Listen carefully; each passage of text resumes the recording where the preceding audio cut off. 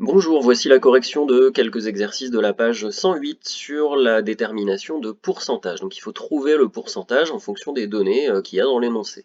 Donc par exemple, on dit que dans ce premier exercice là, qu'en 5e A, il y a 8 élèves sur 25 qui font du sport en club, et on nous demande, et ce sera pareil pour les autres classes, de trouver du coup ça fait quel pourcentage de la classe qui fait du sport en club. Alors en fait, ils ont mis ici en couleur dans un petit tableau les indications qui sont données dans l'énoncé.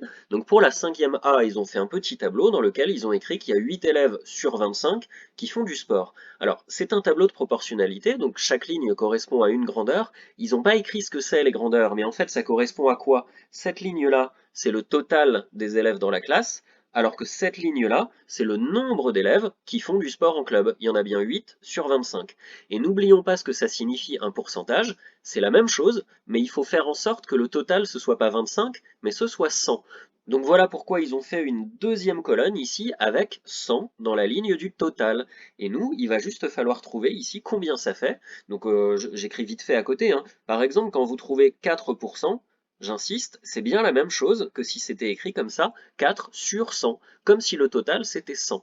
Bon, alors j'efface un peu tous mes traits là que j'ai fait, parce qu'on ne voit plus grand chose. Et comment on fait maintenant pour passer de 25 à 100? Bah c'est facile, on va utiliser une des techniques qui consistait comme ça à faire des flèches d'une colonne à une autre. Et bien si on a fait x4 en bas, on va faire également x4 en haut. Et 8 x 4, ça fait 32. Et il y a donc 32% de cette classe qui fait du sport en club. On peut tout de suite mettre la réponse juste en dessous. Même chose pour la classe suivante, sauf que cette fois-ci, tu vois, pour passer de 26 à 100, bah c'est pas facile. 25 fois 4, ça fait pile 100, mais 26 fois quelque chose pour trouver 100, franchement, moi j'y arrive pas de tête. Mais par contre, on remarque ici que pour aller de 13 à 26, bah, il y a juste à faire x2. Ça veut dire qu'ici, bah, on va faire x2 également.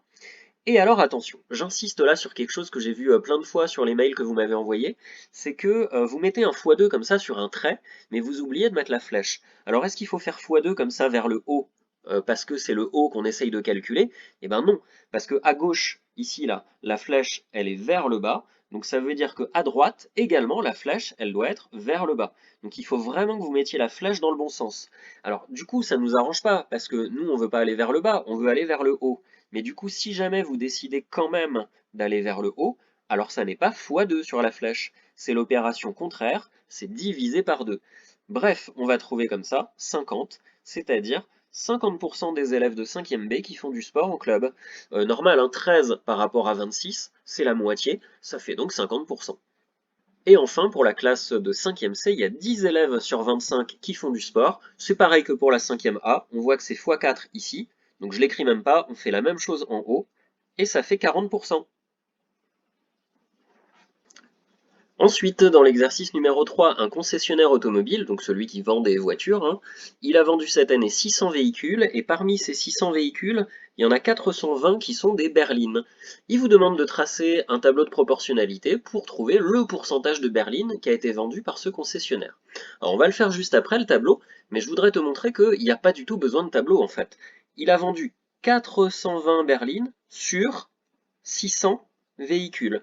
Et ça, il faut juste le mettre divisé par 100 pour que le total soit 100, pour que ça devienne un pourcentage. Et là, du coup, bah, il y a juste à diviser par 6. Et 600 divisé par 6, ça fait bien 100. Donc en haut, on fait la même chose. Et 42 divisé par 6, ça fait 7. Donc 420 divisé par 6, ça fait 70. Et 70 sur 100, ça fait 70%.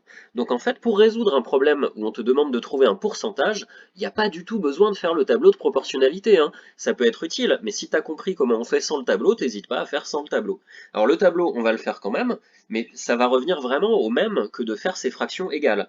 Donc il nous faut, un peu comme dans l'exercice précédent, il y avait le nombre d'élèves qui font du sport et le total d'élèves. Et bien là, même chose, on va mettre les voitures qui sont des berlines, et on va mettre le total de voitures. Donc j'écris voiture, mais ça veut dire vraiment voiture totale, toute catégorie. Et on nous dit qu'il a vendu 420 berlines par rapport à ces 600 voitures vendues au total. Et nous, tout ce qu'on veut, c'est que le total ici de voitures vendues, il devienne 100. Et bien ça revient exactement à ce qu'on a fait sur les fractions. Il va falloir diviser par 6 pour passer de la première à la deuxième colonne. Donc en haut, on va diviser par 6 également. Et 420 divisé par 6, on a dit que ça fait 70, on peut mettre une phrase réponse pour terminer. Et il y a donc 70% de berlines parmi les voitures vendues. Pour l'exercice numéro 5, du coup, je vais me permettre de ne pas faire le tableau de proportionnalité, mais si tu préfères avec un tableau, tu hésites pas, hein. Donc Marcel, il a fait 102 carreaux sur les 120 dernières tentatives. Alors peut-être tu sais pas ce que c'est un carreau, c'est quand tu arrives à envoyer ta boule de pétanque et que ça remplace la boule d'un adversaire, donc tu lui piques des points. En tout cas, il en a fait 102 sur 120 tentatives. Bah voilà, c'est tout. Là, on a ce qu'on appelle une fréquence, hein, c'est un mot qu'on verra dans un des prochains chapitres, mais 102 sur 120, c'est la même chose que combien sur 100. C'est ça qu'il faut trouver et qui nous permettra d'avoir le pourcentage. Ici, c'est pas forcément évident, mais il faut remarquer que 100 fois 1,2, ça fait 120. Du coup, pour aller dans l'autre sens, il va falloir, à l'inverse, diviser par 1,2. Et du coup, à la calculatrice, 102 divisé par 1,2, ça donne 85%. Et donc voilà, on a la réponse. Donc Marcel, il a réussi 85% des carreaux qu'il a essayé de faire. Si jamais tu n'es pas à l'aise avec cette division là par 1,2, on peut aussi l'écrire autrement, je te montre cette façon de faire. 102 sur 120, si on le tape à la calculatrice, on obtient 0,85. Et 85, tu sais que quand il y a deux chiffres après la virgule, ça s'appelle des centièmes. Donc ce 85 là, c'est des centièmes. Donc on peut écrire 85 centièmes. Et voilà, c'est terminé, puisque 85 centièmes, c'est des pourcents. Ça fait 85%. Donc ça permet d'aller plus vite quand il y a en fait des nombres qui tombent pas juste et qu'on n'arrive pas à trouver les flèches. Donc ça c'est le résultat de Marcel. Simon maintenant, on nous dit qu'il a fait 64 carreaux sur 80 tirs tentés, donc il en a 64 sur 80. C'est pas évident là par exemple de trouver 80 fois combien égale 100. Donc puisqu'on va pas utiliser les flèches, j'enlève ce divisé par 100 et directement à la calculatrice, on fait 64 divisé par 80 et on trouve 0,8. Alors attention, 0,8 cette fois-ci, c'est pas des centièmes, c'est des dixièmes. Donc tu peux écrire par exemple que ça fait 8 dixièmes et ensuite tu sais qu'on peut rajouter un 0 en haut et en bas. Donc c'est pareil que de faire 80 centièmes. Et puis même dès le début là, tu sais aussi qu'on peut rajouter des zéros après la partie décimale. 0,8 c'est la même chose que 0,80. Et là cette fois-ci, on a bien des centièmes. Ça fait bien 80 centièmes, c'est-à-dire 80%. Ça, c'est le résultat de Simon. Et du coup, la question c'est lequel des deux tu choisis dans ton équipe? Celui qui réussit le mieux ses tentatives, c'est donc Marcel, parce qu'il a 85%, alors que Simon n'a que 80%. Dernier exercice qui était à faire, c'est le numéro 6. Voici le nombre d'élèves reçus au diplôme national du brevet, donc en troisième, d'un collège.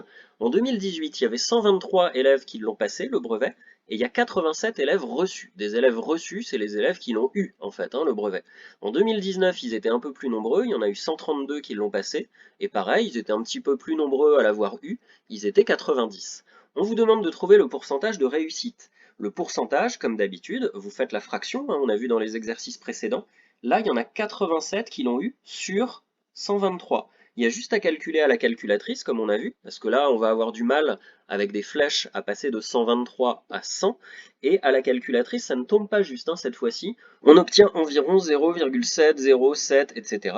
N'oublions pas que comme nous voulons des pourcentages, il va falloir aller jusqu'au centième, ici. Et donc, on a bien 70%. Alors attention, il demande dans la réponse d'arrondir au centième. Donc, il ne faudrait pas confondre ici le centième, là où j'ai mis le trait, qui signifie que c'est là qu'on va mettre le pourcentage, il y a donc à peu près 70%, avec le centième des pourcents, c'est-à-dire encore deux chiffres de plus que les pourcents. Donc là, on aura 70,73%. Il s'agit en fait d'enlever tout ce qu'il y a en trop, là, pour que ça s'arrête au centième de pourcent. Donc je réécris ça proprement.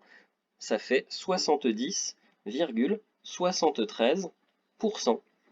Je fais un peu plus vite pour 2019.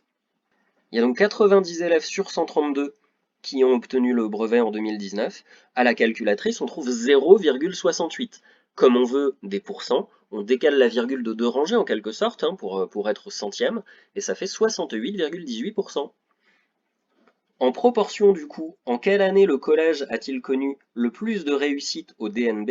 eh ben, ils ont 70% de réussite en 2018 contre 68% de réussite en 2019. Donc c'est un peu mieux réussi en 2018. Ensuite, question B, parmi les élèves reçus, certains ont eu les mentions suivantes. En 2018, il y en a 30 qui ont eu une mention assez bien, 21 qui ont eu une mention bien, et 10 qui ont eu une mention très bien. Il serait peut-être déjà intéressant de savoir combien ça en fait des élèves avec mention. Donc on pourrait rajouter ici une colonne totale. Donc je crois pas qu'il y ait la place hein, sur le cahier, mais c'est pas grave. Ou alors tu l'écris en serrant un petit peu. Donc 30 plus 21 plus 10, ça fait 3, 4, 5, 6, 61 élèves qui ont eu une mention en 2018 et 3, 4, 5 et 59 élèves qui ont eu une mention en 2019. Alors attention, il n'y a pas que les élèves qui ont une mention, hein, qui ont réussi le brevet. Tu peux réussir ton brevet sans avoir de mention. C'est un peu moins bien que les autres, mais tu l'as quand même. Et il demande d'indiquer dans le tableau ci-dessous le pourcentage d'élèves ayant obtenu une mention en arrondissant au centième. Alors attention, ils ne disent pas de dire un pourcentage parmi ceux qui l'ont eu. Ils demandent vraiment le pourcentage d'élèves, c'est-à-dire parmi tous les élèves. Et on avait vu qu'en 2018, ils étaient 123 à passer ce brevet. Donc, combien sont-ils ici, là, en 2018, à avoir eu une mention assez bien? Ils sont 30. Mais ils sont 30 sur combien? Eh bien 30 sur 123. Et à nouveau, ce 30 sur 123, on le calcule à la calculatrice, et ça nous donne 24,39%. Il faut faire exactement la même chose pour tous les autres. Donc par exemple, mention bien, ils étaient 21, mais 21 sur 123. Mention très bien, ils étaient 10 sur 123. Mention assez bien en 2019, ils étaient 31. Attention, en 2019, ils n'étaient pas 123, ils étaient 132. Donc ici, ça va être 31 sur 132. Ensuite, mention bien, ils étaient 21 sur 132. Et puis mention très bien, ils étaient 7 seulement sur 132. Il faut maintenant calculer toutes ces fractions. Je vais juste agrandir le tableau pour qu'on voit mieux les réponses. Et ça donne ça, donc je ne vais pas tout détailler, hein, t'as qu'à faire pause à ce moment-là de la vidéo pour comparer avec tes réponses à toi. Par exemple, si je prends ce résultat-là de 5,3, eh bien ça veut dire que en 2019, pour la mention très bien, ils sont à peu près 5 élèves sur 100 élèves, donc 5,3 élèves sur 100 élèves, à avoir eu la mention très bien en 2019. C'est plus simple à comprendre de dire 5,3% que de dire 7 pour 132 élèves. Maintenant, attention, il y a une difficulté dans la question C. Il vous demande de calculer le pourcentage d'élèves sans mention. Combien sont-ils déjà, les élèves, à ne pas avoir eu de mention en 2018 et en 2019? Commençons par 2018. Au total, on avait dit qu'il y avait 87 élèves reçus. À ces 87 élèves reçus, il faut soustraire les 61 élèves que j'ai calculés tout à l'heure à côté du tableau, les 61 qui ont eu une mention. Il en reste donc 26. Donc il y a 26 élèves qui ont eu le brevet mais qui n'ont pas eu de mention. Ça nous donne quel pourcentage? Attention, ici on est tenté d'écrire que c'est 26 sur 123. Mais il ne nous demande pas le pourcentage d'élèves sans mention parmi tous les élèves. Il nous demande ça parmi les élèves reçus. Et qu'est-ce que c'est les élèves reçus? Eh bien, c'est les 87 qui ont eu le brevet. Donc cette fois-ci, il faut diviser par 87, c'est 87 le total. Et on trouve environ 21,14% des élèves qui ont eu le brevet, mais sans mention, en 2018. On fait exactement la même chose en 2019, ils sont 90 élèves à avoir obtenu le brevet, mais il faut y soustraire les 59 élèves qui ont eu une mention, il en reste 31 élèves qui ont eu le brevet mais qui n'ont pas eu de mention. Donc, même chose, on va faire 31 mais diviser, attention, par 90, c'est-à-dire le total des élèves qui ont eu le brevet, et on obtient un résultat environ de 34,44% des élèves qui ont obtenu le brevet, mais sans mention. N'hésite pas à le refaire cet exercice-là, là, le numéro 6, parce qu'il est vraiment plus costaud que les autres, et recopier la solution, c'est bien, mais ça te fait pas comprendre et réussir quand il y aura une évaluation ensuite au collège. Donc bah donne tout, essaye, et bon travail, bon courage.